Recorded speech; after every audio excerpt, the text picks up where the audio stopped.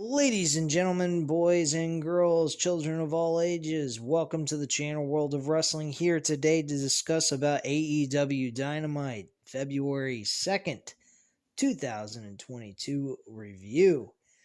This show was pretty solid, give it that. The main event was really entertaining between CM Punk and MJF. My only issue with this match was the poor execution made by CM Punk and MJF at the end. Wardlow gave the Dynamite Diamond Ring to MJF to use on CM Punk. Now, if you go back and watch the replay of this, he literally does not hit, he doesn't even hit CM Punk with the Dynamite Diamond Ring in the head. The palm of his hand, or the portion of his knuckle, like the portion of his hand, goes over his skull, and the diamond ring never touches his head at all. Not at one bit does it touch his skull. So I'm going, what the hell is this? This is a very weak ending. Last time he tried this situation was with Darby Allin, and it was executed beautifully. Here, it wasn't executed as well. You literally could tell he never hit him with the Dynamite Diamond Ring. So that really leaves a sour taste in my mouth. With that, just that one little thing that they did. The rest of the match was very good. They had a lot of storytelling going on. They were showing, CM Punk was behind the 8 ball throughout most of this match. And it kind of made you know for a fact he wasn't going to win the match anyway. But the issue with it is the poor execution at the end. I really was dumbfounded how pathetic this looked. Usually, I would have been okay with them using the brass knucks or something, some kind of shit like that, but they didn't do any of that. And it left a sour taste in my mouth for just that ending. But the rest of the match was excellent. I give it a 4 out of 5 stars. I would definitely give it a 5 if it would have had a better execution at the end, but damn, that was really sad about the ending. I really felt bad there watching that whole match, and the ending just was poorly executed. John Moxley had a match with Wheeler Yuta, which was a decent opener to the show. I didn't have a problem with that match. That was okay. There was a segment right after that where Bryan Danielson talks about him and John Moxley maybe forming a faction together, becoming a tag team, him watching over Moxley's back, and maybe him becoming a world champion again. I don't know why he never talked about himself becoming a world champion at some point. It would have made a little bit more sense. He also talked about, think about the ideas of us recruiting young talent, getting them to become megastars in their future and all that, which sounded great. I like the whole idea, what they were going with here. My only thing is, I don't see this actually happening. Bryan Danielson also talked about them becoming world tag team champions, which I wouldn't have a problem with, but I think that's more suitable for him and CM Punk to do. But yeah, this was kind of an interesting segment with John Moxley and Bryan Danielson. I did like that, but more than likely this is going to turn into a rivalry match where they become opponents for the Revolution pay-per-view coming up in March. So I won't be shocked by any of that anyway. Let's move forward here. We have the second, there was a few other segments before that. We actually had Brandy Rhodes coming out, and she gets a lot of boos from the Chicago crowd. And then out comes Dan Lambert.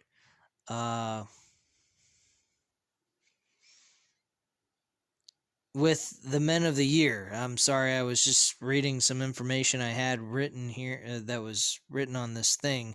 She actually called the Chicago crowd Cleveland, which I didn't remember her calling them that, but okay, and they started booing the crap out of her.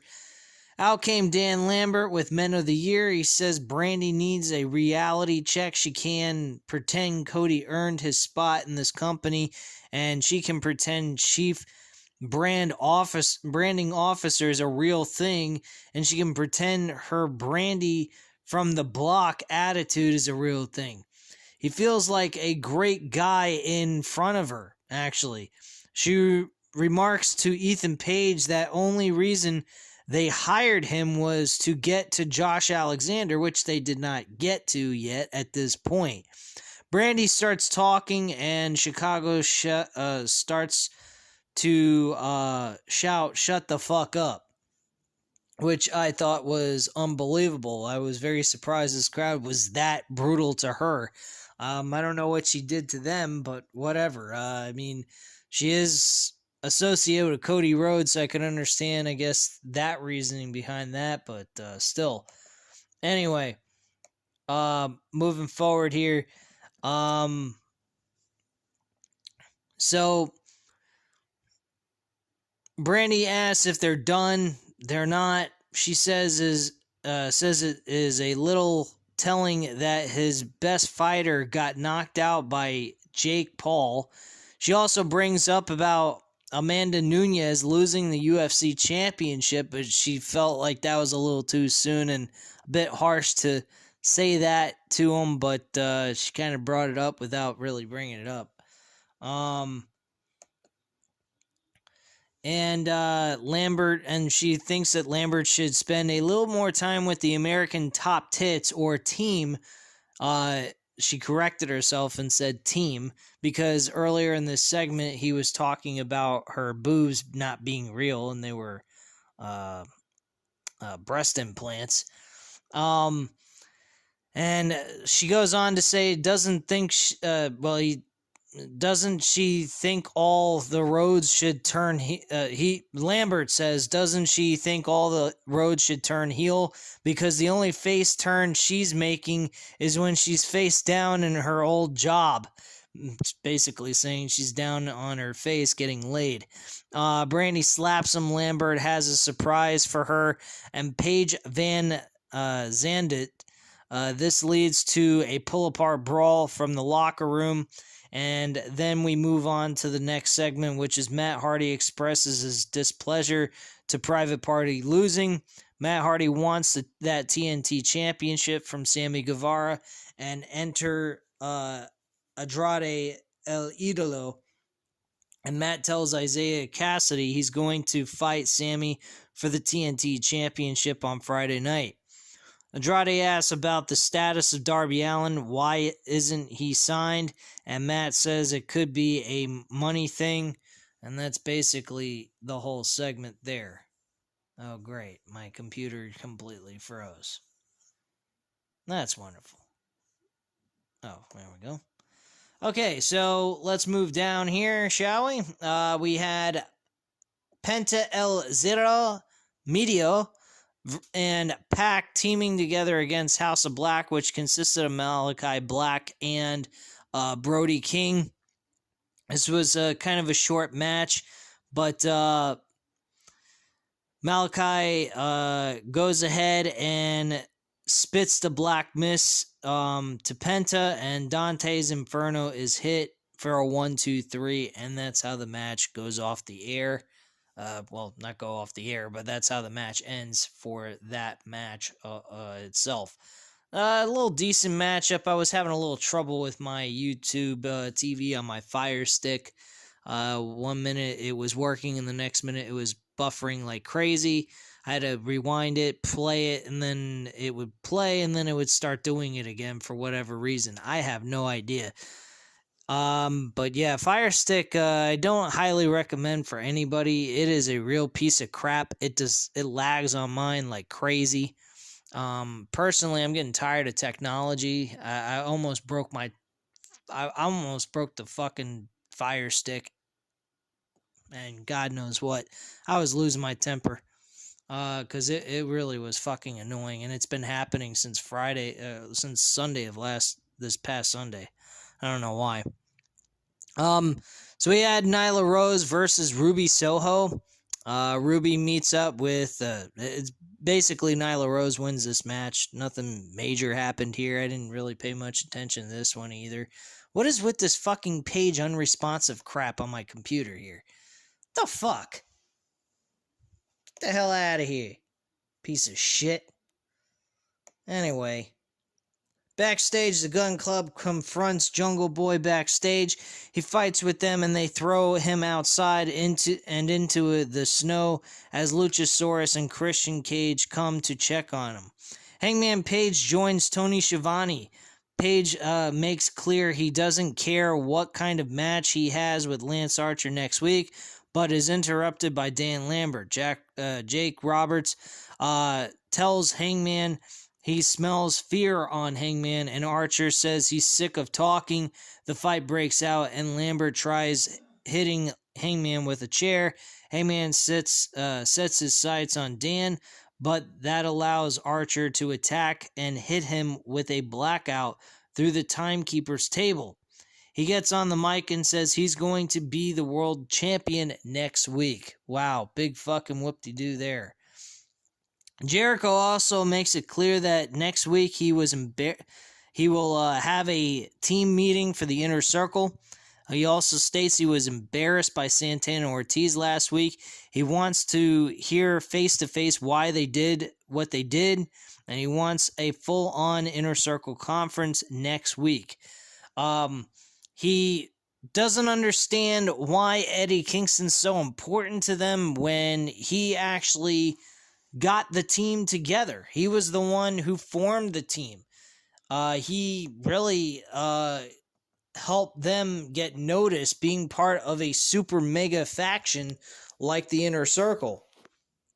So that is pretty much that. I mean, this was a very short, majority of this show was fixated around the main event, which was CM Punk and MJF. So after that, we go straight into the MJF CM Punk match, which started at 9:15. It felt like as if they were trying to go as close to an Iron Man match as they possibly could. Fortunate enough, this did not end with multiple pinfalls or anything. This just ended with one pinfall. And at one point, MJF had the match won, but had a tape wrapped around the throat of CM Punk and choked him out and put him to sleep. Afterwards, the match was called off because CM Punk was not responding after 3 attempts of lifting his hand up in the air to see if he was conscious. So the referee called for the bell and thought the match would be over because of a sleeper hold. Unfortunately for MJF, he went ahead and he put the tape inside of his armpit. He tried to hide it there. And like a goofball, he lifted his hands up in the air, and out came the fucking tape, and it hit the floor. You'd think he would have just thrown it outside the ring or something like an intelligent human being, but unfortunately, he wasn't smart enough to do that in time. So that left a problem for him of walking away as the winner of this match. That actually would have been what I would have preferred to see as the ending. Him just doing that later on where they did the Dynamite Diamond Ring, I would have rather seen them do it that way. Only to have him take the tape and throw it outside the ring or hide in his tights, whichever place he wanted to put it anyway. And just win the match that way. It would have been a hell of a lot cleaner and a hell of a lot better to see that happen than to see this poorly executed freaking Dynamite Diamond Ring shot that he delivered, that he did with Darby Allin that was way better. And this was just, it kind of sucked though. I really didn't like that. And I hate to say that because this match was really good. I mean, they both were suffering injuries. CM Punk hit a pedigree up from off the top rope, which I thought some people were going to chant Triple H. I thought that would have been funny if they would have done that. I believe they tried a tombstone pile driver, both of them. CM Punk managed to counter the tombstone pile driver, but unfortunately his arm was in dire straits. He was dealing with some kind of problem with his arm during the match, so he wasn't able to execute the move, and it was countered into a roll-up pinfall, which he kicked out of. So that was pretty much the major spots in this match. The rest of it was just pure, execution of, injuring each other's body parts. They were working on each other's limbs. That was excellent, which explained why they were so groggy and so messed up throughout the entire match.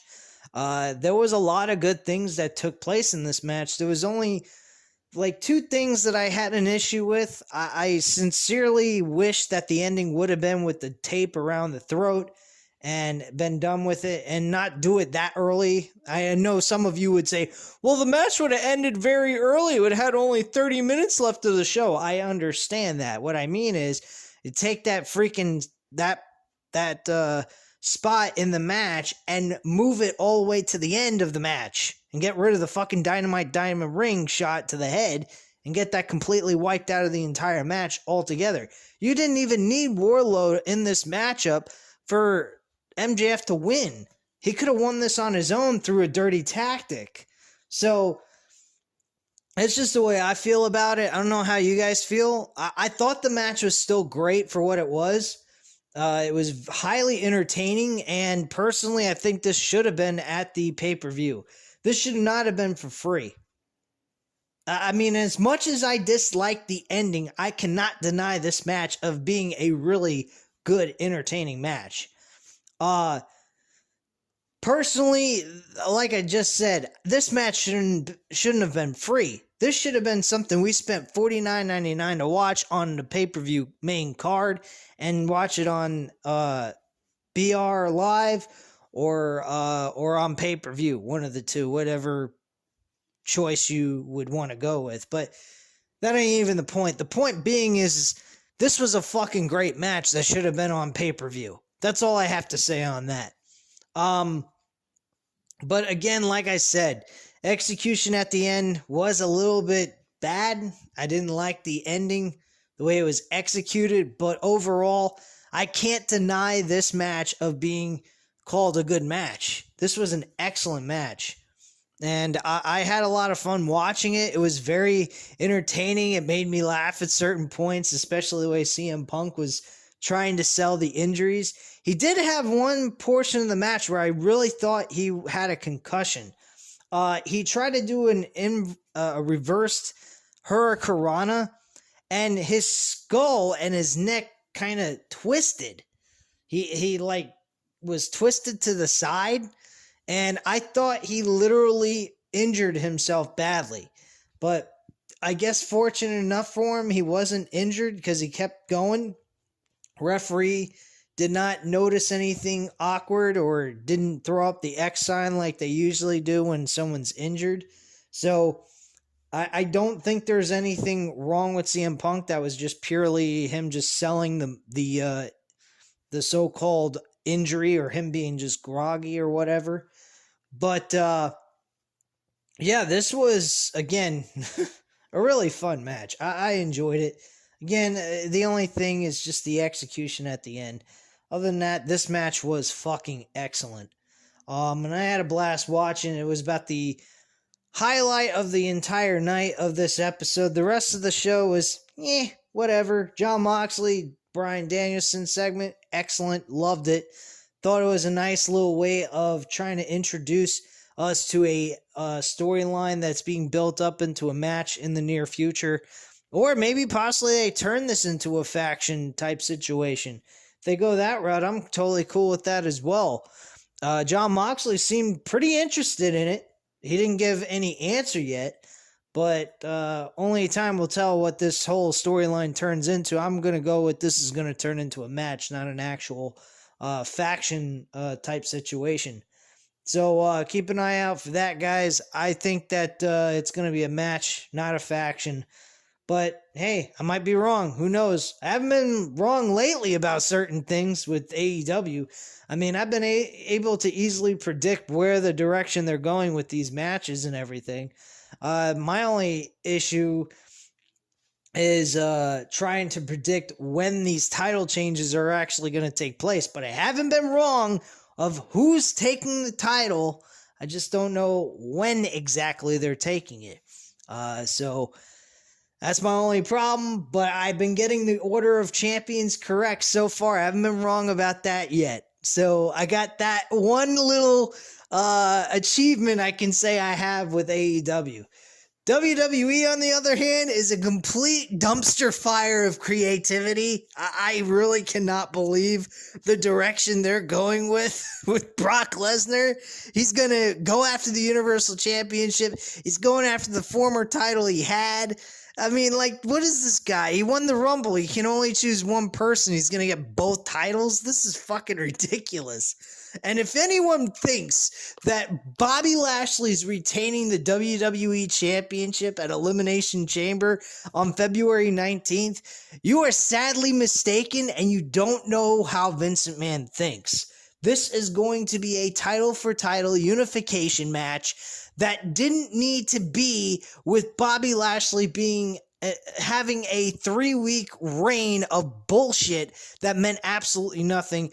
And then again, Brock Lesnar's got another token run as WWE champion that meant nothing. And then he's going to get the title back, and then he's going to lose it to Roman Reigns to unify the fucking belts. What is the fucking point? And let me tell you, folks, if we get a Brock Lesnar-Roman Reigns match with the titles on the line and Brock Lesnar beats Roman Reigns, I'm completely done doing any kind of reviews, watching their pay-per-view. I am just done.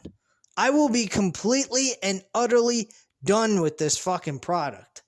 Because this company is out there. AEW, right on the money. They have the right mentality of how to book a show, book a match even, and give us a good, decent, entertaining thing.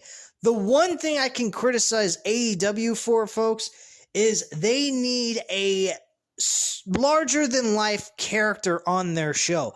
They have yet to find that larger-than-life character. The guy that I think they could find that in is Bray Wyatt. They need to bring him in as soon as they possibly can, unless he's not interested in coming back into pro wrestling. If that's the case, well, that's a totally different story. I mean, there's nothing you can do. But if he's interested in coming back to pro wrestling, you got to get this guy on board with AEW.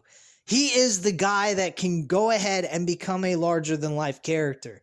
If you don't believe me, go watch his gimmick as The Fiend, and you'll understand why. Because The Fiend was one of the best characters I have ever seen on national television in modern-day wrestling. There's nobody bigger than The Fiend was in modern-day wrestling of today. In the last several years, he's been the only thing that meant anything. And if they could allow Bray Wyatt to do a role like that, allow him to have his own creativity and do whatever the hell he wants with the character, folks, you are going to see a much larger-than-life character that will succeed on national television in AEW. And people will appreciate it very much so. They need to get Bray Wyatt into AEW, get this ball rolling with him, and get him to be a megastar in their promotion. Because the guy has got it. He's got the intelligence to create and make characters that are just unbelievable. And I hope that eventually he gets that opportunity. But right now, there's no word on where he's going, what he's doing. I haven't heard much of anything at this point. Hopefully we get to see him soon. But right now, there's not much to say about him. So I'm not gonna bring any, make any comments that he's coming to AEW until I hear anything that he is. I got a couple of things I'm going to be bringing up on Random Wrestling Talk. Shane McMahon, definitely one of them. Unbelievable news about Shane McMahon that I cannot believe. I really wonder if Shane McMahon might be interested in going to AEW just to stick it to his old man. That would be funny as shit. But we'll get into that, talk about it on Random Wrestling Talk, episode number 4 tomorrow, live on the YouTube channel. And I can't wait to speak to you guys then. But at this time, guys, you know what to do. Hit the like button if you like this video. Hit the subscribe button if you're not already subscribed to the channel. And leave a comment down below. I'll definitely get back to you on that. And I thank you guys very much for watching. I hope you have a great night, guys. Bye.